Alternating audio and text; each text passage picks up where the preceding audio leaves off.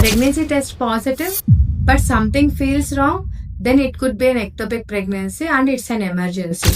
Ectopic pregnancy అంటే విని ఉంటారు మీరు. ప్రెగ్నెన్సీ అనేది గర్భంలో రాకుండా సైడ్ లో ట్యూబ్స్ లో వస్తే దాన్నే ఎక్టోపిక్ ప్రెగ్నెన్సీ అంటాం. అండ్ ఈ ఎక్టోపిక్ ప్రెగ్నెన్సీ నార్మల్ ప్రెగ్నెన్సీ లాగా గ్రో అవ్వదు. ఇవి ఎప్పటికైనా రప్చర్ అయి పగిలిపోయే అవకాశం ఉంటుంది. వన్స్ రప్చర్ అయితే విపరీతమైన ఇంటర్నల్ బ్లీడింగ్ జరగచ్చు. సో మరి సిమ్టమ్స్ ఏముంటాయి అంటే most of the times missed period ఉంటుంది. దాంతో పాటు one sided abdominal pain, bleeding, shoulder pain ఉండొచ్చు అండ్ గిడ్డీనెస్. ఇవేం సిమ్టమ్స్ ఉన్నా ఇమీడియట్ గా emergency medical treatment are emergency medical attention తీసుకోవాలి.